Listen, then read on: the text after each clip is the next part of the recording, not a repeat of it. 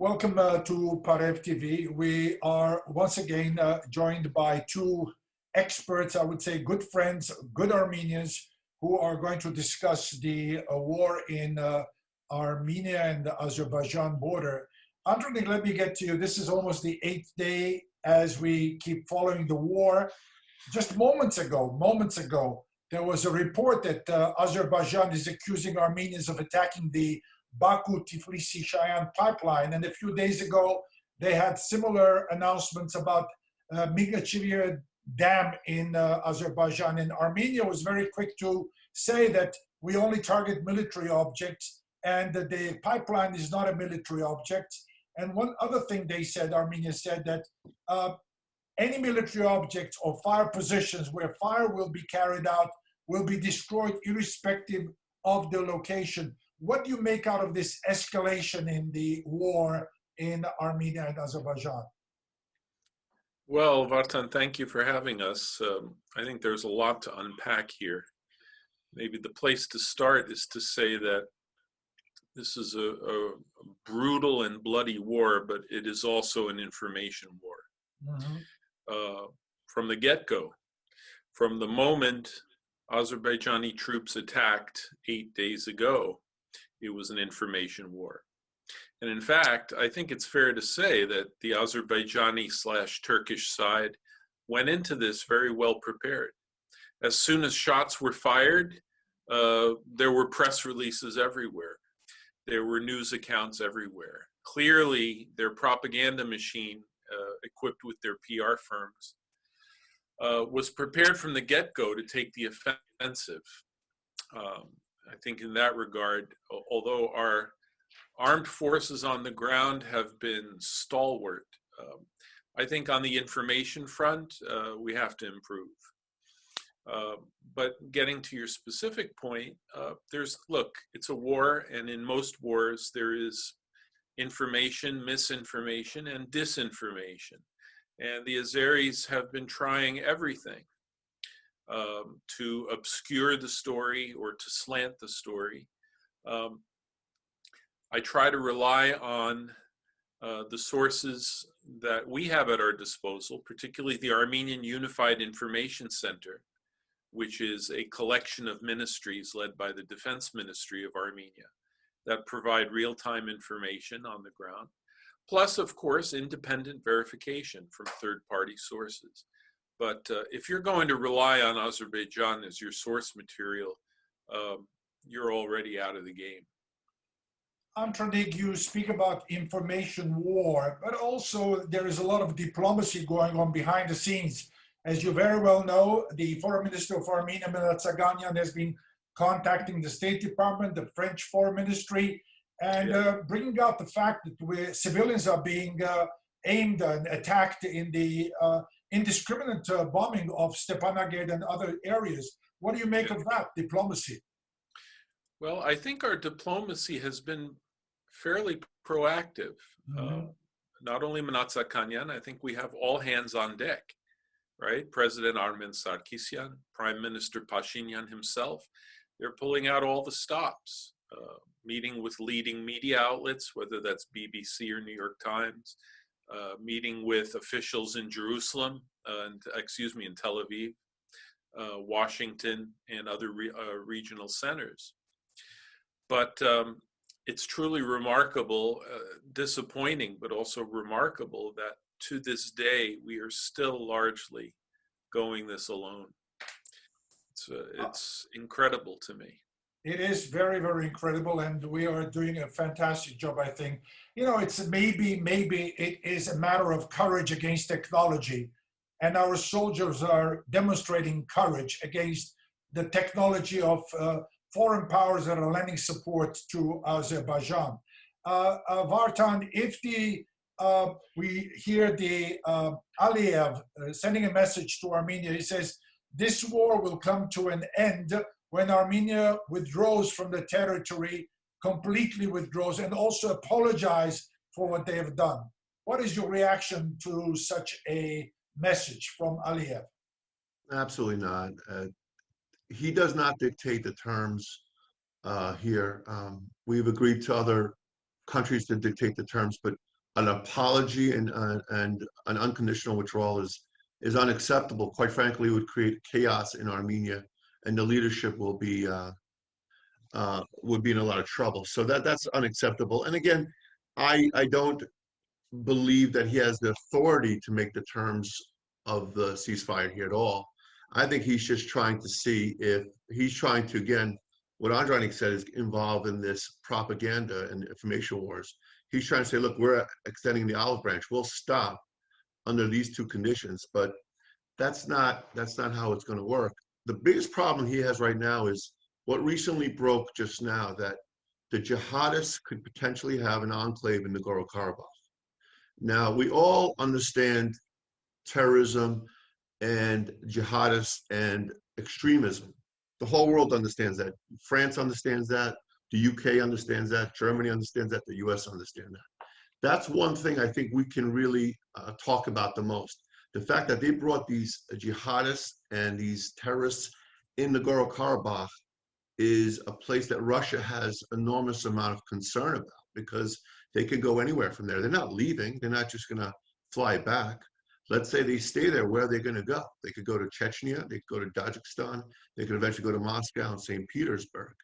So I do not forget about Aliyev. I think that he cannot make these unilateral statements.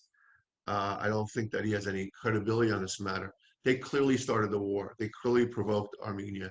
And now they can't, they're asking for an apology. That would make Armenia look enormously weak in the eyes of the world. And we're not going to accept that, quite frankly.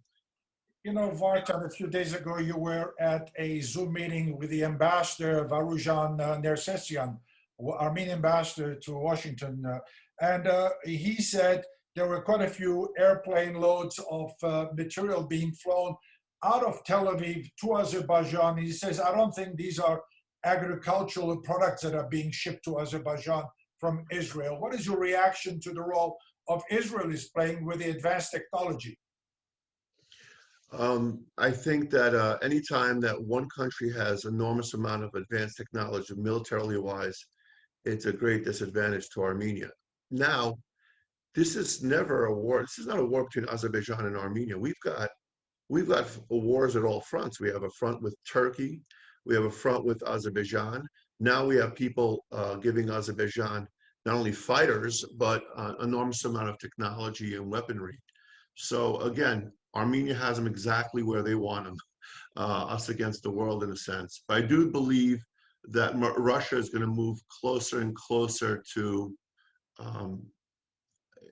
basically putting their hand on this, because the fight for power between Erdogan and Putin right now, Putin cannot allow Erdogan to dictate what's going on here. And I think Putin has to do something. And I think Iran is actually getting involved in this as well. They all understand that this can be far larger and the regional war could be much greater. And again, I said that last time, it's unpredictable where it could go. I mean, even if Iran gets involved, Turkey gets involved, Russia gets involved, this is serious business. And I think there's no precision to war. And I think that's probably why Aliyev thinks that he got the best of Armenia and he's asking for an apology. But no way can Armenia agree to that under any circumstances. No way. It's very dangerous if they do. Antranig, can Russia put a hand on this, as Vartan is suggesting? I believe so, but it is tricky. It's trickier than it ever has been. You know, in the old post-Soviet space, Russia was the regional hegemon, or the policeman, if you will. And if Armenia or Azerbaijan or even Georgia acted up, Moscow would step in and settle things. The factor now that has upset the formula is Turkey. The fact that Turkey is involved makes this now kind of a wider regional conflict and not just a post-Soviet space conflict. And I think that Russia, for a number of reasons, is very cautious, very careful about ratcheting up the pressure with Turkey. I think that is a big reason why they are taking this slowly. Because everyone is asking, where are the Russians? Where are the Russians? Of course, Russia at the end of the day has red lines.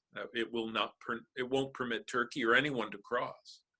But where those red lines lie is not entirely clear. We used to think that Karabakh was part of those red lines. Now that's questionable. I think, look, Russia absolutely needs an Armenia in the Caucasus. Armenia cannot be overrun. That's against Russian interests. But a weak Armenia, or an Armenia that is territorially stripped or handicapped, may be something that Russia is willing to tolerate. It's still not clear. Understand that Russia has a number of proxy wars involving Turkey already, in Syria, in Libya. They have those factors to bear in mind too. That's why I think they're not prepared for this escalation, or they weren't prepared. I think, as Vartan said, now you're sensing them escalating the rhetoric, Lavrov and now Putin, saying that, look, we're going to solve this matter. But it took them 8 days to get here. Very concerning. You know, the other part that you guys are well aware of is Turkey's growing boldness. I'm not sure how that is going to change. Turkey is now projecting power aggressively in all directions, right? They're getting mixed up in conflicts in Libya, Lebanon, Syria, the Eastern Aegean with Greece and Cyprus, and now Armenia and Artsakh. This is almost by definition the action of a rogue state, but Turkey manages to get away with it because of its, I think, geostrategic significance for the US, for Russia, for Israel, and for others. Antranig, how will the world react if Armenia were to stop Turkey in its greatness? Turkey was not stopped in Syria or Libya or Cyprus or whatever. How would Turks react if Armenia could stop this power? You're raising a really important point. I think you're already seeing it because of the remarkable achievements at the front. Absolutely. The Azeris, but especially the Turks, are going crazy. Mm-hmm. The level of anti-Armenian, Armenophobic sentiment in their press is just growing larger and larger. I think Erdogan himself is going crazy. We need to understand why this is the case. You said earlier, courage versus, courage versus armament. Yes, our people are fighting for hearth and home. They are full of courage. There is an unprecedented solidarity among Armenians. But let's also understand, the biggest part of this fight is at the front. And at the front, Azerbaijan's military advantages are reduced. They have the ability to bomb us to hell, and they are in Stepanakert and elsewhere, through medium and long-range weaponry, through drone technology. But at the front, it's a more complicated game. It's mountainous terrain, difficult to hold. Second of all, even if you can aerially bomb, you still need infantry, ground troops to come in and occupy the land. And we have been, as you know, neutralizing their forces at a rate of 15-1. So the fact that we've been able to hold at the front should be cause for encouragement. They can continue to bomb Stepanakert till kingdom come, but that is not going to, the main purpose of that now is to shake our morale. That's part of psychological warfare. But if we understand that and get beyond that, we have to understand we're doing quite well in holding at the front, and even in certain places gaining tactical advantage. My biggest concern is our stamina. You know, they just throw waves and waves of people at us because their civilian population is expendable to them. They do not value human life the way we do, and they're just throwing human shield after human shield. Well, that's going to require us to bring everyone up as a potential volunteer or potential reservist, and we have to raise millions of dollars every day. Vartan, Turkey is pretty interested in creating a sphere of influence similar to that of the Ottoman Empire, which ruled the Middle East and Northern Africa for centuries, as well as in the European front with France and Libya and other countries. What do you make out of this? What are they thinking? How are they thinking? On the one hand, Erdogan is delusional. This is the Ottoman Empire is never going to be restored. On the other hand, even if they think that, they're going to cause a lot of trouble in the region. They're overplaying their hand, and I think that's kind of in our best interest, because Erdogan thinks he's much more powerful than he really is. Quite frankly, a lot of countries detest Turkey. They're a player of NATO, and they have internal problems as well. And I think sometimes these autocrats and dictators, when they have internal strife, they try to create an external enemy. I'm not so sure the people of Turkey love Erdogan. I'm not so sure of that. So, you know, a lot of these people, they get subsumed from internally. The internal politics were there. He's cleaned out a lot of his enemies, but there'll be more people in the opposition. In Turkey, Turkey's not a monolith. It's a gigantic country with all types of point of views. And I think he's going to overplay his hand. I think time is in, I do agree with Antranig, time is on the side of the Armenians, because eventually the pendulum is swinging from the standpoint of coverage, from, you know, these kids are doing the social media, these protests. I think eventually, first, most people don't even know about the Armenian conflict with Azerbaijan. They need to study on that. Then they finally get it. And then they realize, oh, wait a minute, jihadists who were brought in there to fight, these are not, again, another unpopular human beings. So every day that we can endure, this is where Antranig and I agree totally. Every day we endure, but it's not easy for me to say that someone's son or child getting killed. So it's easy, but the reality is if we endure every single day, there's an enormous amount of pressure that's going to come. The reason why Aliyev is expressing that is because Erdogan feels the pressure himself in the back rooms that we don't see, and he wants an end to this. A quick end to them would be a victory.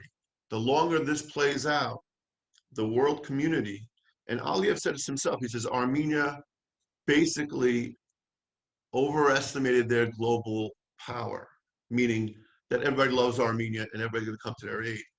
But he's starting to realize that they didn't overestimate it. People do like Armenia. They do care about Armenia. It's the first Christian nation.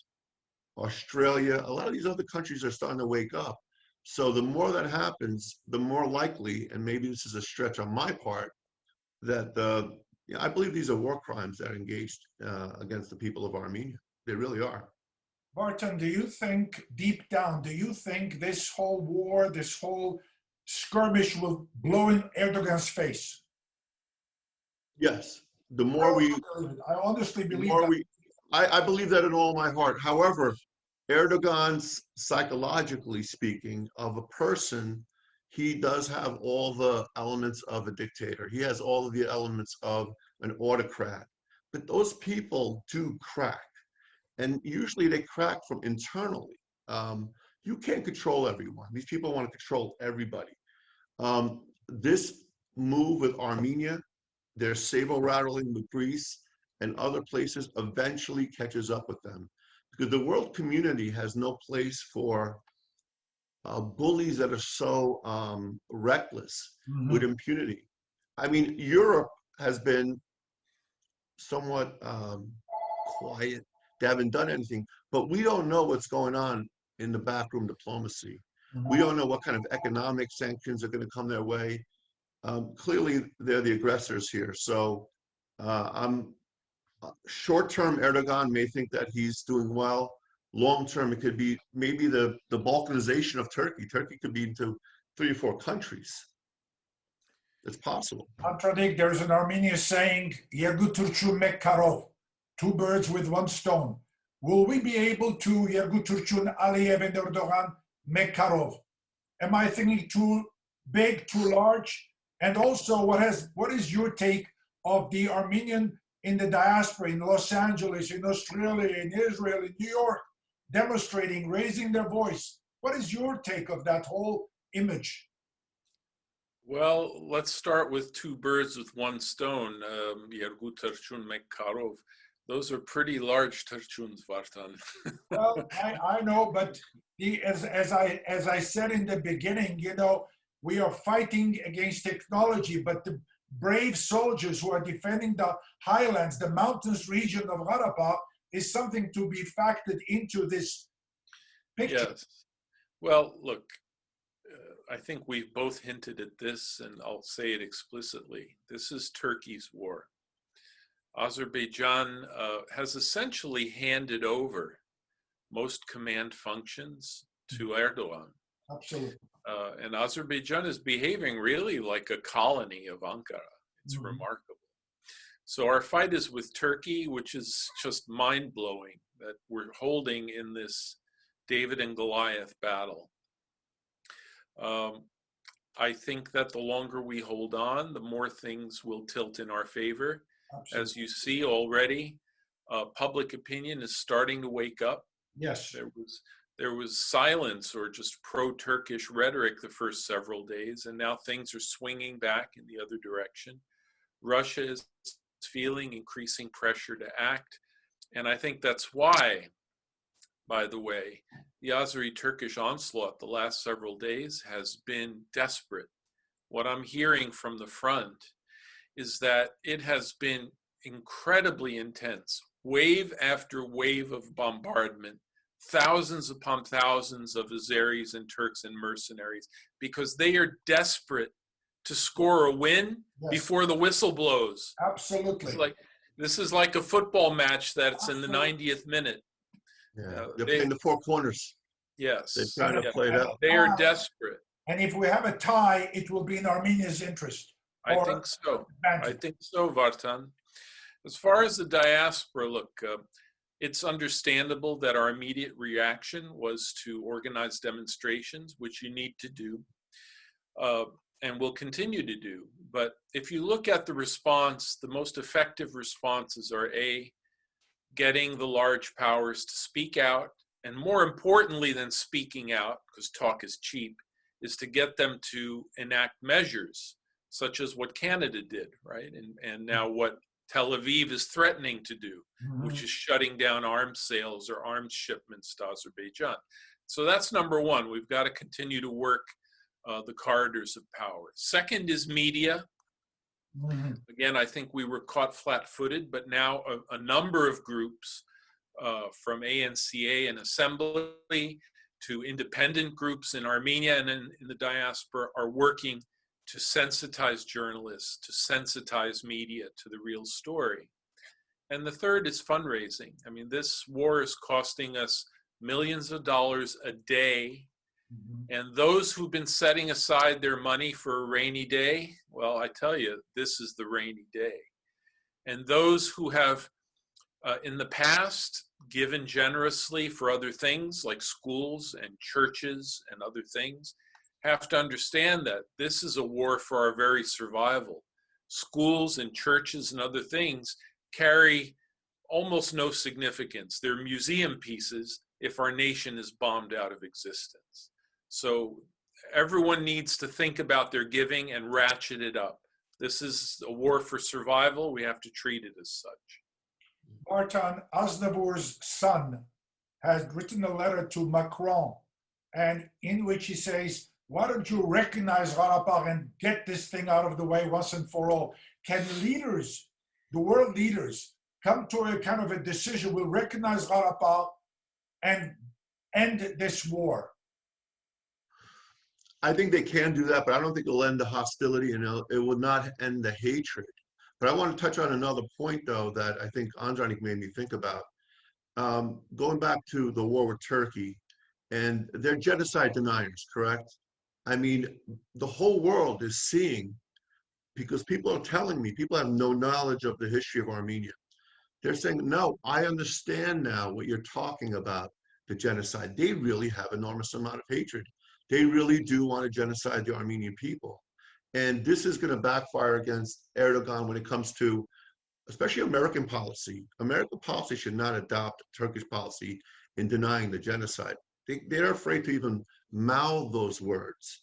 But going back to the original question, as far as killing two birds with one stone, I think we're going to be killing a lot of birds with one stone, but we need to have that endurance, but which we have.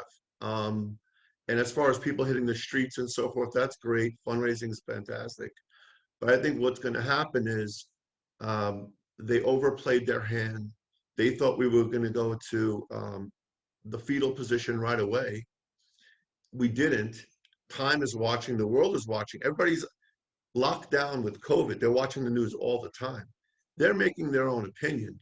I think where they made the greatest mistake was bringing in those jihadists and these extremists to fight for them, because the Azeris can't fight. We all know that. They can't fight their way out of a paper bag. But these people can't fight either. But where are they going to go now? Russia's very concerned about creating a terrorist enclave there. And that's where I think a lot of the pendulum is moving toward Armenia. Again, every single day that goes by and they endure, they're going to win this from a PR perspective, but also from a political perspective. Vartan, if I can add, Vartan Asatrian makes a really good point about Turkey overplaying its hand. In the past, Turkey has been really expert at pitting one side against another and maneuvering the middle ground between, let's say, NATO and Warsaw Pact, or East and West. They've always found a way to make themselves valuable to both sides and thus untouchable. I think now they've overplayed their hand. They're taking on too many fronts. They're taking on 5 or 6 fronts, incurring the wrath of the Arab League, getting Russia's hackles up. The big factor for me that remains is the United States. Recent US policy has turned Russia into a pariah state, through the economic embargoes and so forth, the economic sanctions. That, I think, is a big factor, because Russia has very few tactical allies now that the West and the US have kind of shut it down economically. I think that is also a reason why Russia's reluctant to get into it with Turkey, because Turkey is a regional trading partner. They have energy agreements and other agreements. I just wish that the West would figure out a way to peacefully coexist with Russia, to lower the rhetoric, because that will have a ripple effect on this conflict and on this relationship. Russia, if they don't find Turkey as indispensable, then they will resume assuming their normal posture in the region. Antranig, if you had a chance to talk to an Israeli official, what would you tell them? Well, look, you can always make the moral arguments. People do make the moral arguments. How can Israel, support an effort led by genocidal Turkey, etc.? But we all know that in diplomacy, moral arguments carry very, very thin significance, very thin weight. I think perhaps a better thing to say is that Turkey is not the Turkey that you knew 20 years ago. It has become a rogue state that is now not only sheltering ISIS, but is in fact threatening regional stability in the Arab world, and that can have unpredictable consequences. Israel should be backing off. We understand Israel has its interests, but they should be backing off a bit from Turkey, because the results can be unpredictable. Turkey can turn on them on a dime.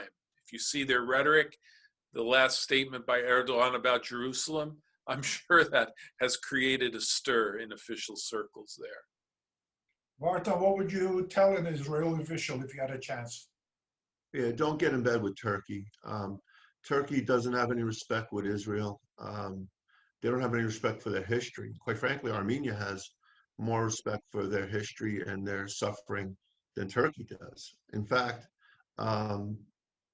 Israel should be very, very careful about being cute with Turkey. Turkey has no interest in coexisting with Israel. They said Jerusalem is our city. Quite frankly, they are braggadocious with their foreign policy. It's very bellicose.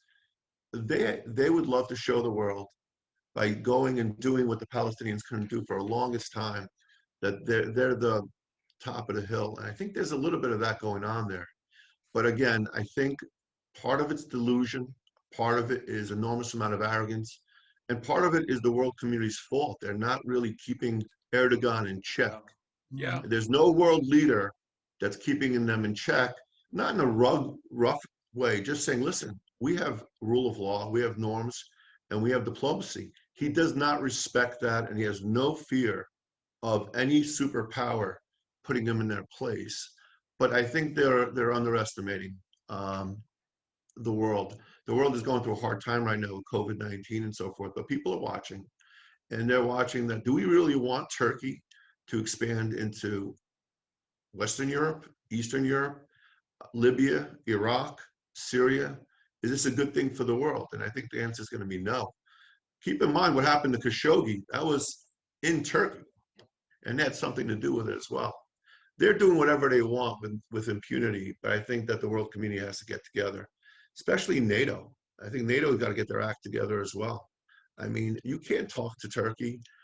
Turkey's threatening another member of NATO in Greece, and you hear nothing but crickets. It's bizarre. There's no real... In Armenian, there is this headline that says, Hayastana Badarazmi Meche Yev Aska Tartsadze Mek Panak. It's a very powerful saying. That's how I really feel about the Armenians in Armenia, in Artsakh, in the diaspora. We are turned into one army. It's amazing how much we can do, and we are very powerful when we unite, spread around the world with different countries and different cities, raising our voices.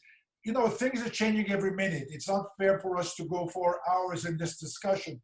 How can you wrap up what we know today, what is important to stress, and send a message to the community? Okay, well, I think several things, Vartan. First of all, it is remarkable and very encouraging to see the solidarity within the Armenian nation, both in Armenia and in the diaspora. In Armenia, you know, there's been no shortage of dissent, dissension, criticism of the authorities, but everyone has put that aside, understanding that we have to work hand in glove. And the same for the diaspora. You know, the diaspora also has had plenty of, if not dissension, lack of coordination, many groups working at cross purposes or working in different directions. You're seeing greater and greater coordination amongst diasporan groups as well. Very encouraging. Moving ahead, I think, look, right now we're still in an emergency phase. We have to act with urgency on those areas I mentioned. One is getting decision makers to enact laws and measures that will restrict Azerbaijan and Turkey. Number 2, media work. And number 3, fundraising for Himnatram, which should be our main focus right now. When the emergency phase is over, whenever that is, then we need to look at some long-term planning and long-term reconstructive needs. And at that time, I think we can critique and look at what we did well and what we need to do better. But that will come at the appropriate time. Vartan, the same thing. And wrapping up, what is the main message you would like to deliver to the community? Their enormous amount of courage is amazing. Their resolve is amazing. The diaspora's love for Armenia is just overwhelming. I mean, I don't think of any other country in the world that has that kind of sensitivity toward the homeland. However, I think I'm going to put a little critique on the president of Armenia right now. He tried to balance between Europe and the West, and at the same time trying to keep a good relationship with Russia. I think they need to really consider a little bit about not trying to play too cute with the West or Russia. They should make up their mind who the guarantor of their security is. Now, I understand what they was trying to do, but he was trying to thread a needle politically, and it turned out to have failed. And I think in the end, you're going to realize, and I think the Armenian people are going to realize, be careful about venturing outside of the Russian sphere, because they're not helping right now. what is Europe doing exactly right now? Quite frankly, if Russia's military bases were not in Armenia right now, there really could be an existential threat. And I don't know if we're over it yet, but I think we should show a little bit more appreciation and understanding that Russia's guaranteed our existence by those military bases, because Erdogan would have no problem in bringing the tanks into Armenia and taking it over in 18 hours. I think they can do that. I hope that never happens, but you can't underestimate the importance of Russia being there, and maybe they should recalibrate their foreign policy toward Russia. I think one of the reasons Russia's making Armenia wait a little bit is just to show Pashinyan a little bit how important they are to Armenia. You know, I have in front of me a few words from Kevork Emin, and he says in Armenian, Menk mek tserkov korzadzenk, kani vor ույս tserkov ստիպած ենք զենք շալգել, բادرազմի մեջ էինք անտատար. We should not forget these realities on the ground, and a lot can be said about the words of the poets that encourage us in our lives. I would like to thank you, Antranig Kasparian, for being always available to help us out with these very, very intelligent and very in-depth discussions. And Vartan Asatrian, as a lawyer, a successful, eloquent lawyer, thank you very much for both of you. I really appreciate it. And I think thank you. And God bless Armenia. We're praying for them every day. Humanity. Absolutely. Keep up the fight. Keep it up. Thank you so much for having us. I appreciate it.